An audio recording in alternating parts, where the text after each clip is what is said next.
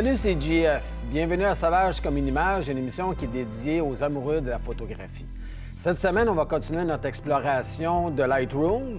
Et puis, ça va être une troisième émission là-dessus. Mais avant de débuter, j'aimerais ça vous entretenir sur les 6 mauvaises habitudes d'un photographe. Avec l'aide d'amis, on s'est mis ensemble et on a regardé c'est quoi nos mauvaises habitudes. Fait qu'on est arrivé à un consensus de 6. Et puis, j'aimerais vous en parler parce que ça se peut fort bien que ça sauve votre vie. Bon, peut-être pas sauver votre vie, mais ça va au moins vous sauver les fesses. La première, et j'en suis coupable, c'est toujours la même chose, c'est de ne pas vouloir faire de photographie quand le temps n'est pas idéal. Je m'explique. Le golden hour, le temps couvert pour avoir une lumière qui est uniforme partout. Toutes les conditions qui sont beaucoup plus faciles de faire de la photo, on refuse d'en faire quand les paramètres sont extérieurs à ça. L'heure du midi, la lumière est très dure, on ne le fait pas, il y a trop, les ombres ne sont pas correctes, puis tout. Fait qu'à un moment donné, je me suis dit, ça n'a pas d'allure, il faut être capable de faire des photos en tout temps, parce qu'un bon photographe, selon moi, est capable de prendre des photographies dans n'importe quelle condition. Je vais vous donner un petit truc comme ça. Si vous êtes pris, mettons, surtout en voyage, on n'a pas vraiment l'attitude de prendre ou pas des photos quand on voyage l'heure du midi. Vous mettez un fil polarisant sur votre lentille, ça va vous aider de 2 façons. La première, c'est que ça va couper, les reflets parasites et ça va aussi donner un peu plus de punch à vos couleurs, ça va les saturer. La lumière va être moins dure. C'est pas idéal, mais c'est une façon de contourner un problème. Maintenant, j'aimerais ça vous parler de la deuxième mauvaise habitude, c'est-à-dire qu'on ne photographie pas assez d'images. Pourtant, aujourd'hui, à l'ère numérique, on n'a aucune raison de ne pas shooter. Ça ne veut pas dire de mitrailler votre sujet. Ça veut dire que vous ne prenez pas comme 1, 2, 3, 4, 5 photos, regardez votre dos et vous dites « OK, j'ai la shot ». Si vous avez la shot, tant mieux. Par contre, ce que je vous conseille, moi, c'est de continuer à photographier, changer d'angle, monter, descendre, aller plus bas, plus haut, asseyez sur le côté, déplacez votre sujet, déplacez-vous, essayez des variations. Parce que ce qui arrive, c'est que des fois, on pense avoir la bonne shot, puis n'oubliez pas qu'on regarde ça sur le dos d'une caméra, et puis on ne l'a pas vraiment. Et surtout, si vous faites un shooting avec quelqu'un, mais ça se peut que cette personne-là apprécie plus la 14e photo que la 3e photo que vous pensiez à ce moment-là qui était la meilleure. Fait que ça vaut la peine de shooter. Comme je vous dis, ça ne veut pas dire de mitrailler. Si vous avez 2000 photos suite à une session, ça fait 2000 photos à regarder. Ça fait beaucoup trop. Fait qu'il faut trouver le juste milieu. Mais comme la technologie d'aujourd'hui nous permet de prendre plusieurs photos, ça serait une très bonne habitude d'en prendre plus que pas assez. Ça va vous couvrir. La plupart du temps, vous allez trouver une photo qui n'était probablement pas aussi belle que ça derrière le dos de votre caméra. Mais par contre, quand vous allez arriver à la maison, vous allez dire « Oh, je suis content d'avoir fait d'autres photos ». Et des fois, vous allez trouver un nouvel angle et ça va être beaucoup mieux pour vous et votre session.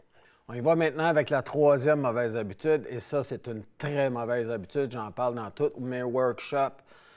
Ne jamais, jamais, jamais effacer une image à partir de votre caméra. Des fois, on regarde l'image, on regarde le dos, on dit « Ah, elle n'a pas de l'air correct, je l'efface ». C'est une des pires choses que vous pouvez faire. Si vous saviez le nombre de photographies qu'on arrive à récupérer avec Lightroom, justement, à partir d'une mauvaise photo, vous seriez surpris de ce qu'on peut faire. Ce qui arrive, c'est qu'à un moment donné, vous regardez ça sur un écran de 2 pouces. Vous ne pouvez pas vous faire une bonne idée. La meilleure façon de fonctionner, c'est d'attendre d'être à la maison puis de regarder ça sur un grand écran, au moins sur votre écran d'ordinateur. Et à partir de là, vous pourrez décider qu'elle est bonne ou elle n'est pas bonne, la personne elle a les yeux fermés ou peu importe.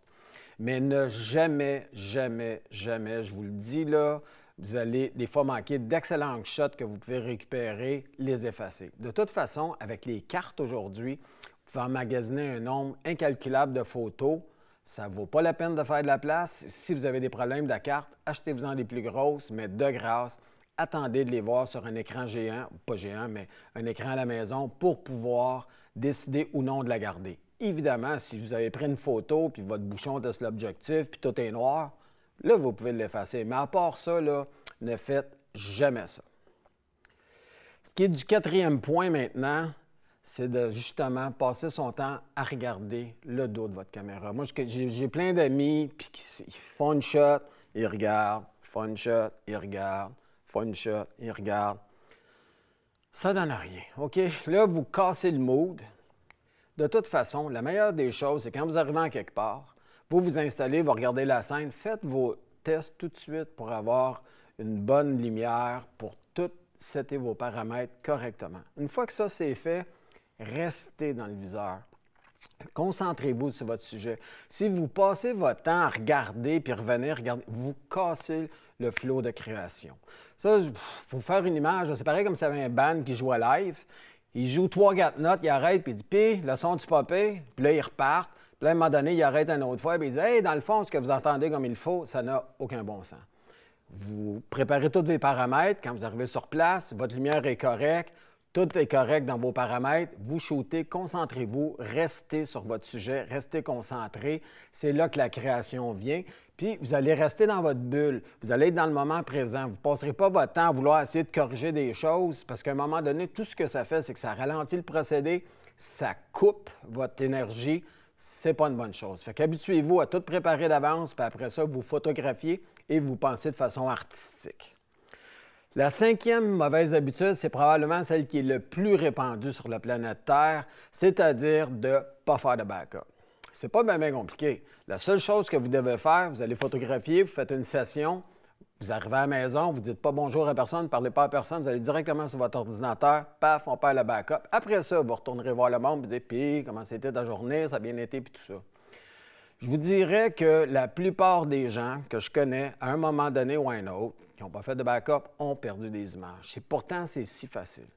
Vous arrivez à la maison, ni un ni deux, backup. Si vous êtes parano comme moi, vous faites 2 backups. Comme ça, vous allez vous couvrir, peu importe ce qui va arriver, vous allez toujours avoir vos photos en sûreté. Parce qu'à un moment donné, il n'y a rien de plus facile que de penser que tu as fait le backup parce que tu as décidé de ne pas le faire en arrivant.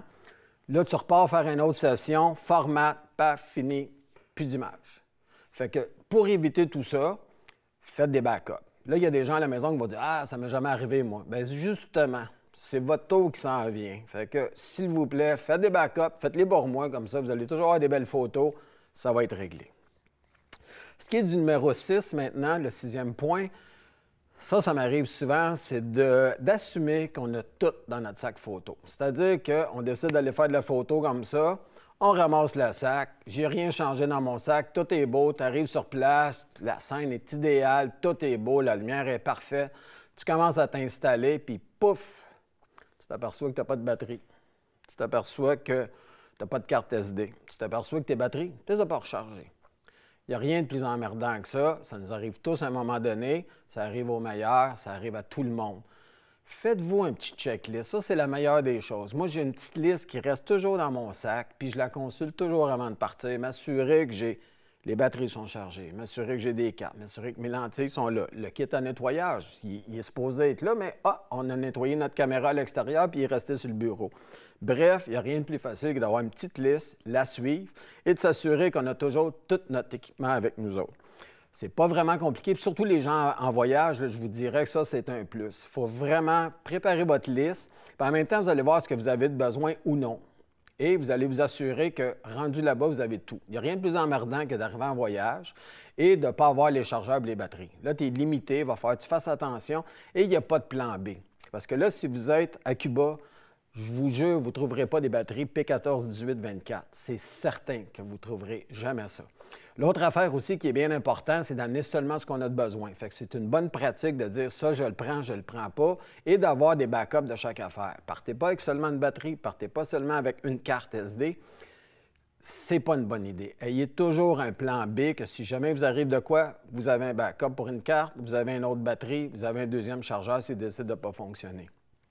Parce que vous seriez surpris de voir ce qui peut vous arriver en vacances quand vous partez trop vite et vous prenez en considération que tout est dans votre sac. Ça m'est arrivé en Jamaïque, il y avait un super beau coucher de soleil, j'étais en train de jaser avec ma blonde dans la chambre d'hôtel, puis je dis là, je pars, j'arrive, je trouve mon spot, commence à défaire mon trépied, je m'installe, m'apercevoir que j'étais parti, que j'avais seulement des lentilles, j'avais aucun boîtier avec moi. Les boîtiers, je les avais nettoyés en après-midi, mais je ne les avais pas remis dans mon sac. Comme une comédie d'été, bien, je suis parti, j'étais allé à l'hôtel. Pendant ce temps-là, ma blonde s'est aperçue que les boîtiers étaient restés dans la chambre.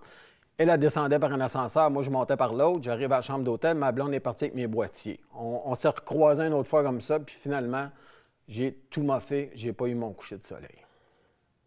Fait que ça vaut la peine de prendre une minute pour s'assurer qu'on a tout dans le sac et qu'il ne manque rien. Comme vous avez été gentil puis qu'il me reste un peu de temps, j'aimerais vous parler d'un 7e point qui est une mauvaise habitude, puis en même temps, c'est une habitude à prendre, c'est-à-dire le trépied. Je vous le dis d'avance, ma conception personnelle de le trépied, c'est que j'haïs les trépieds, j'haïs traîner un trépied, j'haïs tout ce qui s'appelle trépied. Je trouve ça pas sexy pantoute. Il n'y a rien de plus plate que d'aller dans un magasin s'acheter un trépied. Il n'y a rien de plus plate que de magasiner pour ça. Je ne fais pas la différence entre les diverses sortes de trépieds puis mettre de l'argent là-dessus. Je trouvais ça dur. Monopode, déjà, je trouve que c'est plus facile à traîner, ça travaille bien. Mais je vous dirais que, par contre, le trépied, c'est ce qui va améliorer probablement le plus rapidement vos photographies. Je m'explique. Quand vous avez un trépied avec vous, vous pouvez faire toutes sortes de photographies. Vous pouvez faire de la longue exposition. Vous pouvez faire de la photographie quand les conditions ne sont pas idéales de lumière. Et surtout, vous allez avoir des images beaucoup plus en focus. Ça va être beaucoup plus net. Même si vous pensez qu'avec votre caméra, la vitesse que vous utilisez va enlever les vibrations puis tout ça, je vous jure que ça fait une grosse différence d'avoir un trépied. Si j'avais commencé à utiliser un trépied plus rapidement, probablement ma photo aurait progressé de façon beaucoup plus rapide et j'aurais eu beaucoup plus de photos nettes et précises. Fait que c'est plate d'emmener un trépied, c'est toujours emmerdant un trépied, mais je vous jure que la qualité de vos photos va s'améliorer instantanément quand vous allez utiliser un trépied. Et surtout, amenez-le en vacances. Parce qu'en vacances, on ne veut pas emmener trop de stock, mais le trépied, amenez-le. Que ce soit pour l'élever, les couchers de soleil, ça va vous aider. Si jamais vous êtes face à des chutes, vous pouvez faire de la longue exposition qui va magnifier la chute instantanément. Fait que ça vaut la peine de le mettre dans vos valises, ça vaut la peine de le trimballer avec vous, puis c'est une habitude à prendre. C'est quand même pas si compliqué que ça. Je me bats encore aujourd'hui pour amener mon trépied partout où je vais, mais je vous dirais qu'à chaque fois que je l'ai utilisé, j'étais super content de l'avoir avec moi. Fait que sur ça, on va passer à la deuxième partie, c'est-à-dire Lightroom. Nous voilà donc dans la partie Lightroom. J'ai pris un peu d'avance, c'est-à-dire que j'ai déjà sélectionné 2 photos à peu près identiques. Ce qu'on va faire, c'est qu'on va les prendre tout de suite et je vais comme je vous disais dans l'émission précédente, ce qu'on va faire, c'est qu'on va utiliser la clé N pour pouvoir les amener tous les deux. On va commencer par les importer. J'avais oublié de les importer. Une fois qu'ils sont rendus ici dans la librairie, on les choisit les deux, c'est-à-dire qu'on choisit la première, on garde chiffre enfoncé, on pèse sur la deuxième. Maintenant, ce qu'on fait, c'est qu'on pèse sur N, ce qui nous amène à voir les 2 images en même temps. Là, c'est le temps de comparer, c'est le temps de regarder celle qui va être le plus facile à travailler. C'est pour ça qu'on utilise ce procédé pour pouvoir les voir les 2 en même temps. Comme vous pouvez voir, d'un côté, j'ai un bras ici qui dépasse, qui est pas mal dans les jambes de la photo. Ici, j'ai peut-être ici cette partie-là qui est très, très, très claire. Par contre, si je regarde mon exposition, sur la photo de gauche, l'exposition est beaucoup meilleure que celle de droite. Fait que d'après moi, la meilleure photo pour débuter notre travail, ça va être celle-ci. On va l'agrandir et on regarde vraiment. Il faut vraiment regarder dans les coins. Hein? Des fois, on oublie de regarder s'il y a des choses qui dépassent, puis tout ça, c'est quand même pas si pire. On va regarder la deuxième. Comme je vous dis, la deuxième, je trouve qu'il y a un pneu ici, il y a un bras vraiment ici. Oui, c'est faisable de l'enlever, mais c'est se donner du trouble pour rien. Fait qu'on va revenir à l'autre image, qui est, d'après moi, la meilleure des 2. Fait qu'on va retourner dans notre librairie et on va choisir la première image, celle-ci, pour l'amener dans le module de développement. Nous voici donc dans le module de développement. Là, ce qu'il faut faire une fois que vous arrivez ici, c'est de vraiment regarder l'image et regarder ce que vous pouvez tout de suite arranger. Moi, je vous dirais qu'en croppant, c'est-à-dire en coupant certaines parties de l'image, on peut se débarrasser de choses qui sont nuisibles. Fait que je vais donc ouvrir le Crop Overlay, la façon de cropper. Et si vous regardez ici dans le coin droit, on a une partie de la devanture du magasin qui est un petit peu dans les jambes. Ici, il faut regarder que quand vous voyez que l'aspect ne diminue pas de la façon que vous voulez, que c'est comme automatisé, c'est le petit cadenas qui est ici que vous devez cliquer dessus pour l'ouvrir. Là, ça vous permet de replacer l'image comme vous voulez. Fait que là, ce qu'on va faire, c'est qu'on va enlever la devanture du magasin ici et derrière la personne avec son parapluie, on va aller couper dans l'image parce qu'il n'y a rien dans cette partie d'image-là qui est beau à regarder. Ce qui est vraiment le fun dans cette photo-là, c'est la réflexion dans ses lunettes, le fait qu'elle se promène de jour avec un parapluie. Si vous regardez en bas aussi, on a ici un ombrage qui qui n'est pas vraiment beau, fait qu'on va en profiter pour le couper un peu aussi. Là, maintenant, on va regarder du côté droit de l'image. Si vous regardez, il y a beaucoup de choses qui se promènent dans une zone très claire ici. Ce qu'on va faire, c'est qu'on va réduire cette zone-là. Le personnage qui est là en moto, qui semble se retourner vers elle, je trouve que ça l'ajoute à l'histoire de la photo, comme s'il a trouvé de son goût, il prend le temps de se casser le cou et la regarder correctement. Fait que maintenant, une fois qu'on a fait notre sélection, on pèse sur Enter. Vous voyez, on a déjà une bonne partie du travail qui est fait. Ici, ce qui est important de regarder, c'est vraiment les ondes de couleur. Ici, en haut, vous avez l'histogramme qui est complètement ici. Ce qui est complètement à gauche, c'est les parties sombres. Ce qui est à droite, c'est les parties claires. Fait que vous avez vraiment une partie qui est noire, les ombres, le milieu qui est le médium en tant que lumière, un petit peu plus clair et les blancs. Ici, vous pouvez changer pas mal ce que vous voulez directement à partir de l'histogramme. Ce que je vous conseille, par contre, c'est de vraiment jouer avec l'exposition à partir d'ici. C'est beaucoup plus facile. Par contre, si je voulais, je pourrais vraiment cliquer, vous gardez le doigt enfoncé sur le bouton de gauche de votre souris et vous pouvez vous déplacer vers la gauche ou la droite pour ajouter ou enlever de la lumière. Par contre, c'est beaucoup plus difficile que de le faire directement ici. Je vous dirais que la bonne façon de procéder pour ça, avec l'exposition, c'est vraiment de garder le Shift enfoncé, le contrôle plutôt enfoncé, et d'y aller avec le bouton de l'exposition vers la droite ou vers la gauche. Comme vous pouvez voir, excusez, c'est la Alt. Vous allez vers la droite pour essayer d'aller chercher le plus de lumière possible jusqu'à temps que vous voyez apparaître des petits pixels de couleur. Comme ici, c'est les bleus qui sortent en haut parce que c'est la zone ici qui est la plus éclairée. Comme ça, vous avez le maximum sans brûler des pixels.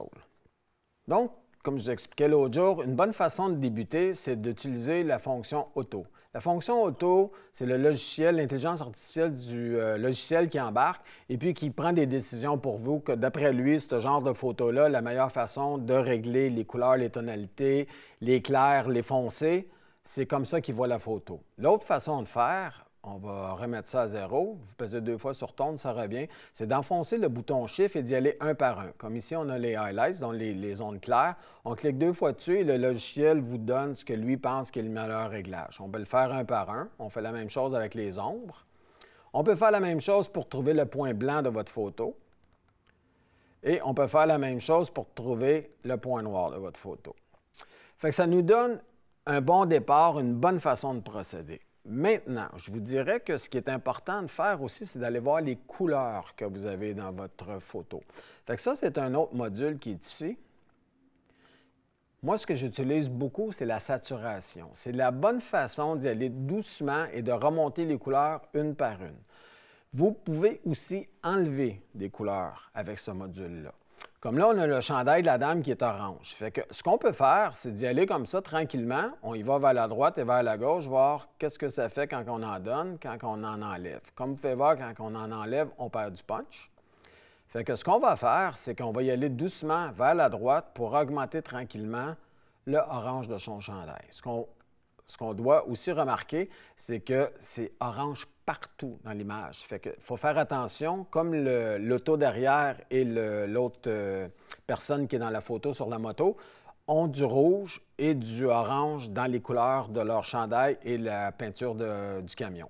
Fait qu'il faut faire bien attention parce que si on rehausse un, on va le faire avec l'autre aussi. Fait que quand vous voulez remettre les choses à 0, tout ce que vous avez à faire, c'est de repeser sur la couleur 2 fois. Tout revient à 0. Ici, une des choses aussi qui peut vous aider, c'est le petit curseur qu'il y a ici pour ajouter la saturation, mais à partir d'une couleur type.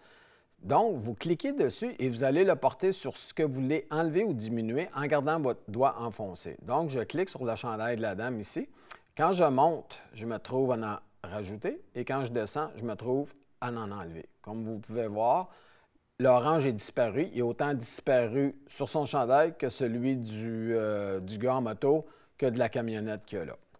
Fait que ça, c'est une des façons aussi, quand vous regardez une photo, de la rendre un peu plus artistique. Ce que je pourrais faire, c'est de garder certaines couleurs au détriment d'autres. Fait que ce que je fais, juste pour vous montrer, vous donner un exemple, on va enlever tout ce qui est autre couleur que le chandail de la dame. Tranquillement, on enlève les verts et tout ça. Fait que là, vous vous ramassez avec une photo qui est noir et blanc, ou à peu près, mais avec seulement les couleurs du chandail. Fait que ce qu'on va faire, c'est qu'on va augmenter l'orange et on va augmenter aussi le jaune, parce que probablement qu'il y en a, et le rouge. Le rouge, je n'aurais pas dû l'enlever, je vais l'enlever. Fait que là, vous avez une photo noir et blanc, mais qui conserve seulement certaines couleurs.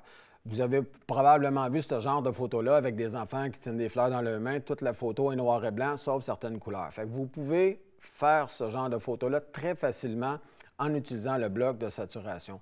Pour remettre les curseurs à zéro, parce que des fois, vous ne voulez pas tout enlever, ce que vous avez fait comme travail avant est important, vous n'avez qu'à cliquer 2 fois sur saturation et tout revient comme ça, comme l'image d'origine.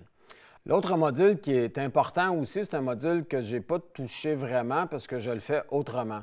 C'est vraiment celui du détail. C'est-à-dire que c'est ici que vous allez rajouter un peu de focus, que vous allez enlever le bruit dans une image. Le bruit, ça va arriver surtout dans les zones qui sont très sombres, pas seulement, mais ça peut être dans d'autres couleurs aussi, mais dans les zones très, très sombres, vous allez avoir du bruit. C'est-à-dire certains pixels qui ne sont pas de la même couleur, certains pixels qui sont plus foncés, plus pâles que votre zone.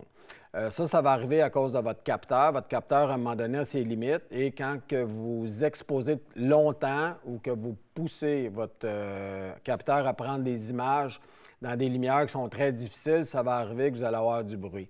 Donc, une des façons d'enlever ça, c'est évidemment avec le logiciel Lightroom. Je vous dirais que moi, de la façon que je fonctionne, c'est plutôt avec Photoshop pour régler ces problèmes-là. Par contre, si vous avez seulement Lightroom, il fait aussi un bon travail. Il s'agit juste de le faire de la bonne façon. Fait que la bonne façon, je vais vous ma façon. Je dis la bonne façon, c'est ma façon à moi de l'enlever. Je suis sûr qu'il y a des gens qui vont faire ça d'une façon différente. Ça, c'est la mienne. C'est que je commence toujours en ajoutant du focus. Évidemment que là, ce qu'il faut faire à ce moment-là, c'est vraiment travailler en ayant une image qui est à 100 %. C'est-à-dire que là, vous allez choisir la zone que vous voulez vraiment qui soit parfaitement en focus. Essayez pas d'avoir une image complète en focus, de toute façon, ça va avoir un peu drôle. Fait que là, ce qui est important, comme on a un visage ici, ça va être que ce visage-là, ou une personne, ses yeux, soit parfaitement en focus. Fait que là, on va y aller avec cette photo-ci, qu'on va se baser sur les lunettes, le nez et les lèvres de la dame. Fait que ce qu'il faut faire pour commencer, c'est de définir combien on veut en ajouter, c'est-à-dire que c'est le curseur qui est ici à monte.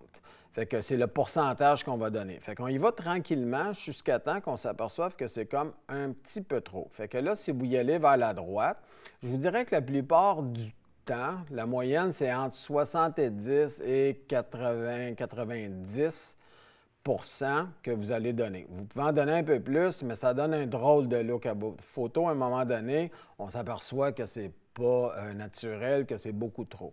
Fait que vous allez vers la droite. Pour les besoins de la cause, on va arrêter à 86.